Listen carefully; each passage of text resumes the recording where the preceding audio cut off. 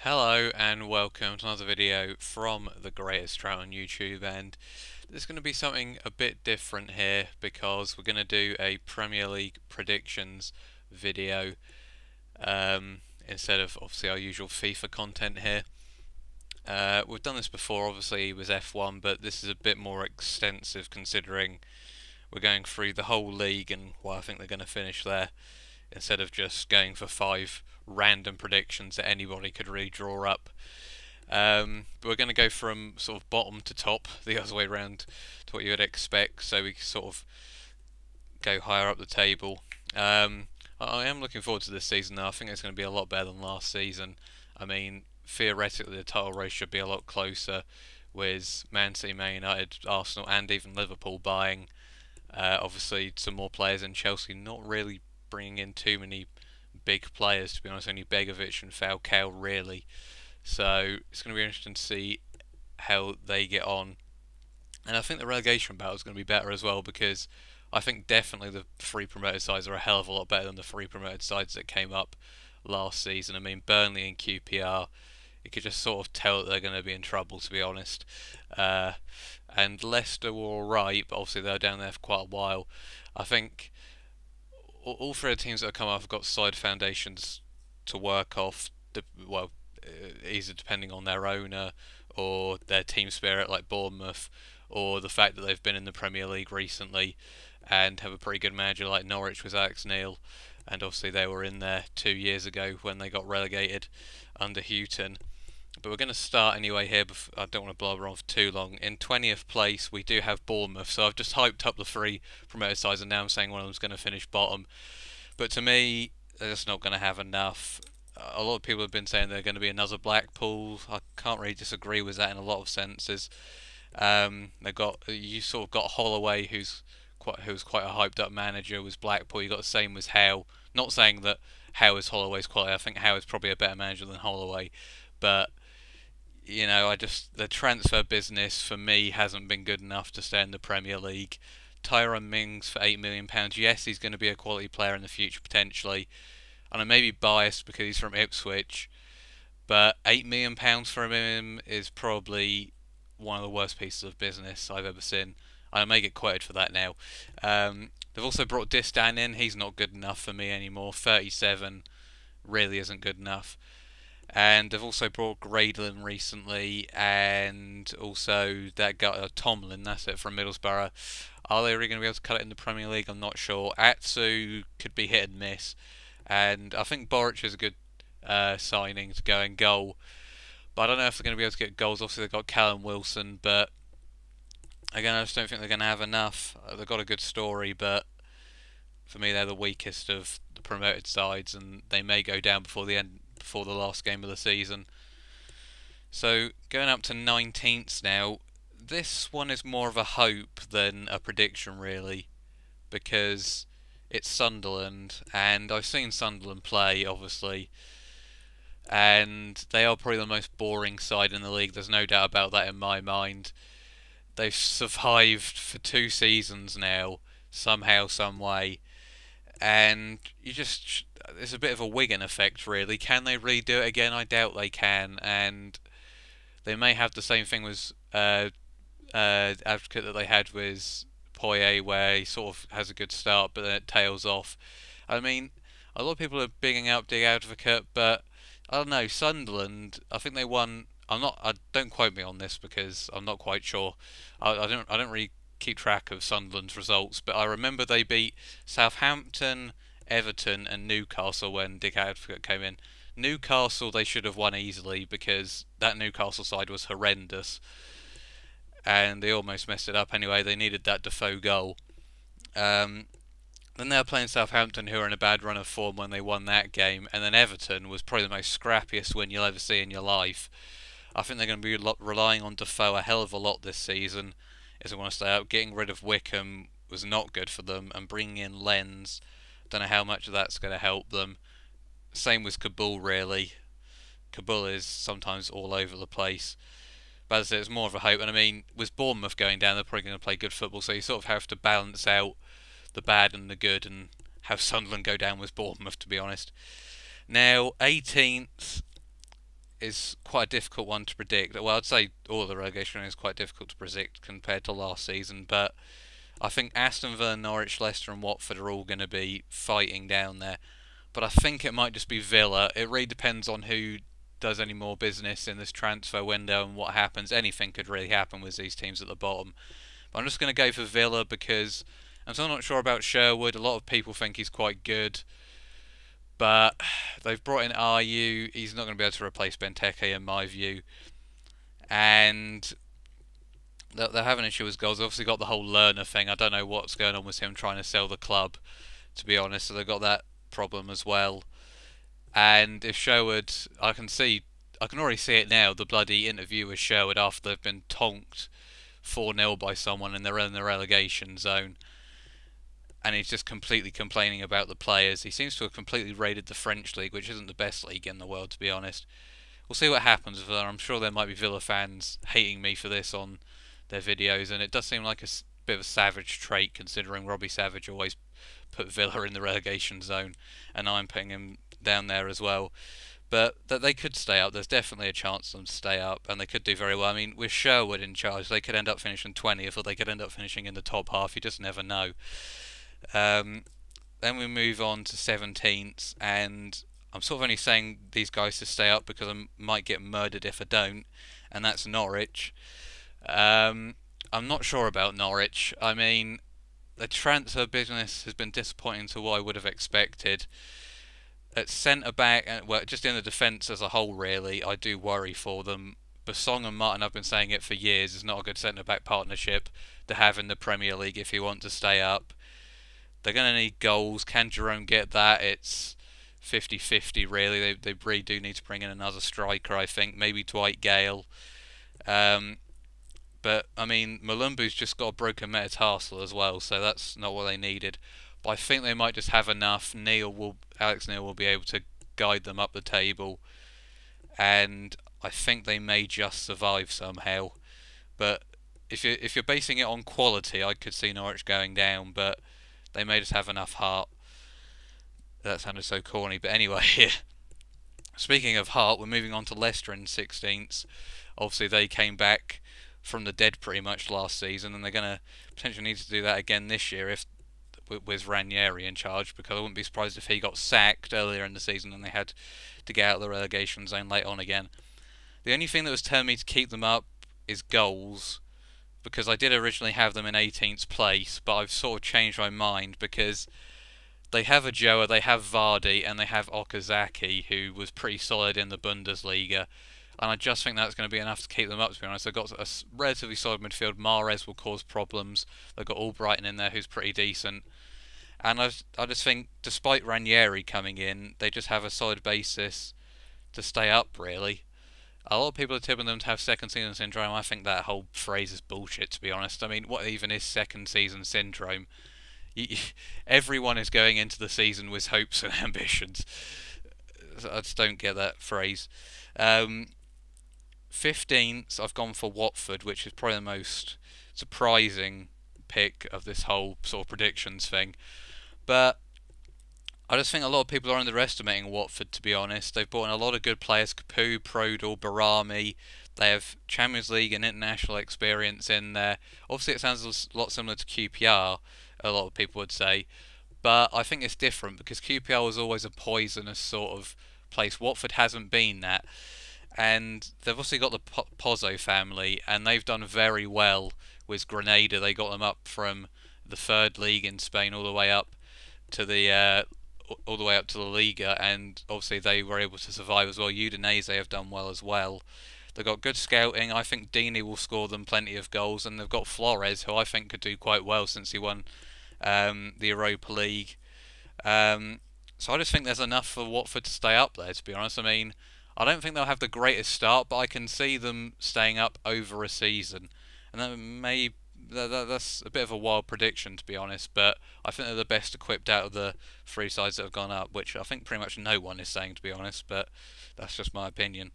Moving on to 14th, got Newcastle. Steve McLaren doesn't really inspire anyone with any confidence, to be honest.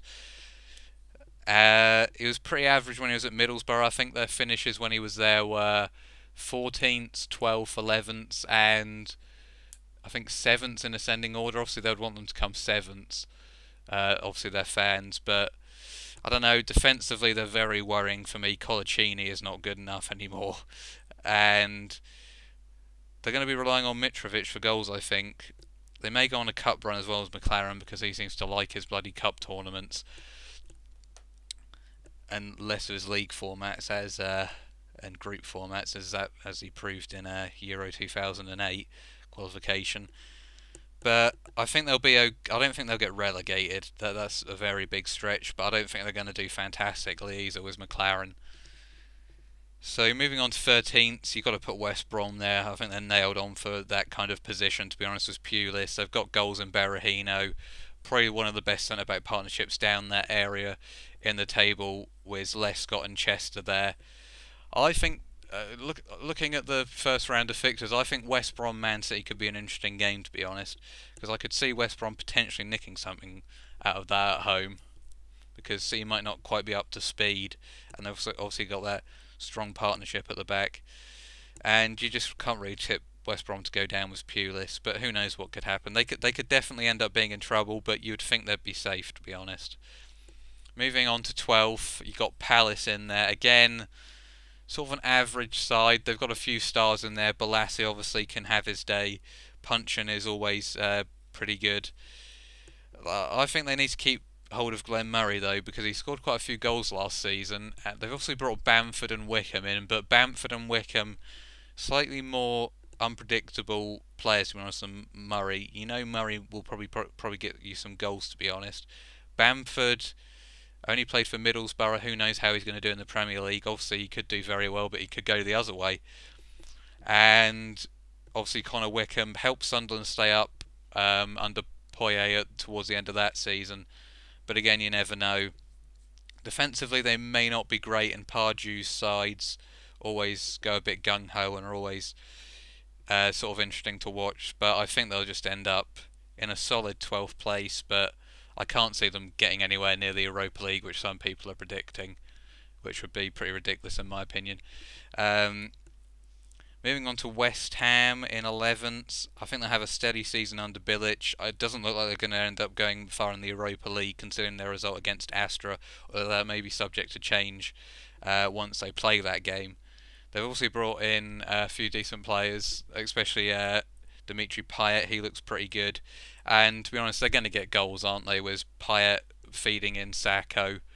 Obviously, they could be put into the relegation battle. I think anyone from 11th downwards in this prediction could end up going down. But they should be okay, and they'll just want to keep in a solid position as they go into the Olympic Stadium soon. In 10th, you got that team, Stoke, who have made some solid signings, but they're a bit like me on my FIFA career mode. They're a bit inconsistent. They could end up having any kind of result. Hughes is a decent manager these days. They've obviously brought Affalay in. They're going to get goals with Juve, Walters and players like that, and obviously Arnautovic as well. But defensively, you just never know what Stoke you're going to get. They could beat Liverpool on the first day though. Moving on to 9th, then we're going to go for Southampton. It was very close between them and Everton for me for 9th place. But I'm just going to go with Southampton because of the Europa League. Of course, it depends how far they get. They're relying a hell of a lot on Pella to get some goals, along with probably Mane.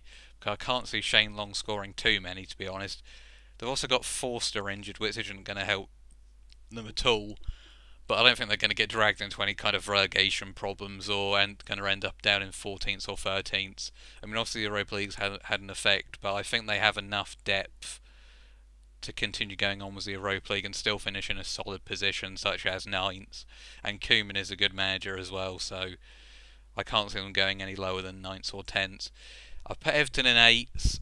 I'm not so sure about Everton. Martinez, the jury's still out on him, to be honest. He needs a good season, otherwise he's probably gone. Look, there's a lot of people who need to step up at Everton, Lukaku being one of them. He needs to score more goals, and Howard for sure. And probably that whole defence, to be honest. Although if they lose Stones, I wouldn't be surprised if they ended up dropping down a few positions in my predictions, to be honest. And that's looking more and more likely by the day. But it could be a bit worrying for them. They could go either way, Everton. That they might even get drawn into a relegation battle, but who knows really. Moving on to Swansea, who I think are going to finish 7th and probably get that Europa League spot unless someone unusual wins the FA Cup. I just think that they're going in with some decent momentum. They're strong in pretty much every position in my view. They've got a good philosophy at the club, a good manager in Gary Monk. They've got no distractions like the Europa League. They can just go strong. I think Gomez will score goals for them, and he probably won't leave like Boney did last season halfway through. So I just think they'll have enough in that team to get into 7th and maybe even challenge Spurs for 6th. My only concern for them would be if they have a poor start and then they sack Gary Monk and then it could all start going wrong like it sort of did with Laudrup, but obviously they had the Europa League that season. So I don't think they're going to do that, to be honest, but you never know. In 6th I've got Spurs, just simply because they haven't changed anything really apart from bringing Alderweireld in at centre-back. They might be a bit better in defence, but then they need Kane to keep scoring the goals that he scored. And I just don't think they have enough to challenge the 5 above them because they haven't brought in the quality that they need to do that compared to the teams that have been above them. And obviously Liverpool finished below them last season, but Pochettino may surprise me. He's done it before, so I wouldn't be surprised if they ended up challenging for the top 4, but I just can't see them getting anywhere higher than 6, to be honest. I mean, it's pretty much one of the designated areas that most people would be predicting Spurs for, to be honest. Moving on to 5th, you got Liverpool. Don't think they have enough for the top 4, to be honest. Lovren is a liability at centre-back, to be honest. Sakho's good enough, I think, but Lovren, I mean, I remember watching a friendly game. I can't quite remember who it was against now, some Australian team, but he had about 5 headers from set pieces and whatnot, and he just put all of them wide, and then almost ended up making a mistake which could have cost them a goal. Doesn't help that they've got Moreno bombing forward constantly and leaving massive gaps as well. They may bring in Gomez, who they've brought in, and their balance in midfield I also worry about. They've got too many sort of similar players in my view. Henderson and Milner are obviously in there. You've got Lallana as well, Coutinho, but there isn't really a Coquelin or a Schneiderlin or a Carrick or a Matic who's going to dominate and dictate the play in that midfield, to be honest, as much as the teams above them, and to a certain extent Torre as well when he was good. Anyway, going to go on to 4th now, and we're going for Manchester City, which is a bit of a maybe a surprise prediction. A lot of people have been tipping them to finish 4th, though, or potentially even lower. Pellegrini must start well because he's probably apart from maybe Rodgers, I think he could be the biggest man under pressure going into this season. And if he has a similar start to, say, how Van Gaal did last season, then he's in big trouble, especially with Guardiola looming as well. But I could possibly see Manchester City getting rid of Pellegrini and then just completely giving up on the season after a while, sort of like Spurs did 2 seasons ago, and bring in some kind of temporary guy and then maybe waiting on Guardiola if he comes, although that's debatable. Although saying that, the Bayern Munich players didn't exactly look impressed when they played the Super Cup game recently. There seems to be a bit of a bad feeling around that club at the moment. And there's a bit of a bad feeling around Man City as well, because Torre and company need to step up again. Sterling and Delph aren't going to carry them to the title, let's face it, the signings that they've made. They still have a good squad, but they may be more focused on the Champions League again this season. And I don't think they've got what it takes to win the league. Moving on to 3rd and 2nd here, I really could not separate Man United and Arsenal, which is painful to say. I am a Man United fan, but I think Arsenal will just... It's going to be really close, I think, between the top 4, but I think it could be extra close between Arsenal and Manchester United, and probably Chelsea as well. I've just gone for Arsenal in 3rd because they still need that striker. I sort of analysed every single area for Man United and Arsenal, and I'd say Man United just come out on top just because of that striker situation with Giroud and Rooney. But it's going to be ridiculously close with them. I mean, Wenger is quite pissed off. I think he wants that league title now. Mourinho's caused him problems. But Man United still need the damn centre back, which I've been going on about forever. And if Van Gaal doesn't play players in the right position, and they end up having a bad start, then a lot of people are going to be on his back, I think. So I think Manchester United and Arsenal will both be up there. I don't think they'll quite have enough to challenge Chelsea, to be honest. They both probably need two players, to be frankly honest, because they've both got sort of one area which they really need to strengthen, which is a striker for Arsenal and a centre back for Manchester United, which on paper looks like it should be Otamendi and Benzema, but it's never that easy. And then they've sort of got that one position where they've got a very solid player in there, but if they get injured, they're seriously screwed. I.e., Manchester United up front was Rooney and Coquelin at central defensive midfield. And that's why I think Chelsea might just win the league, because they've got Mourinho and they've got quite a bit of strength and depth. Although if Matic gets injured, they could be in trouble as well. But they could have some issues up front, Chelsea. That's the only thing that's... They haven't brought in enough, really, to be honest, to make themselves complete favourites. If they bring in more players, then I think they'll become very, very strong favourites. But at the moment, they're just favourites, not strong favourites, if that makes any sense. Because Costa's having a lot of injury problems, and I can't see Falcao or Remy stepping up well enough. Maybe Remy, but definitely not Falcao. And they didn't look great in the Community Shield either. And also, I mean, they were going to be relying on Hazard in that defence. I don't know. I mean, Oscar and Willian can be good, but they're too hit and miss, really. And I think they maybe need one more creative player in there, but that's just me. Maybe a De Bruyne would be perfect, but that's who Man City are going in for, by the looks of it. But it'll be very close. But I'm going to go with Arsenal in third, Man United second, Manchester United second, and then Chelsea just winning it. But as I said, hopefully it'll be a better season than it was last year, because it wasn't the greatest Premier League season at all, to be honest.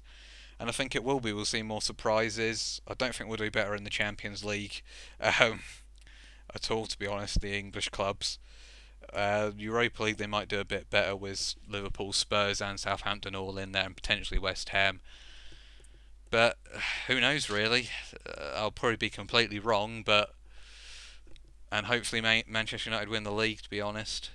But it might be another season of tearing my hair out, to be honest, with some of Van Gaal's selections.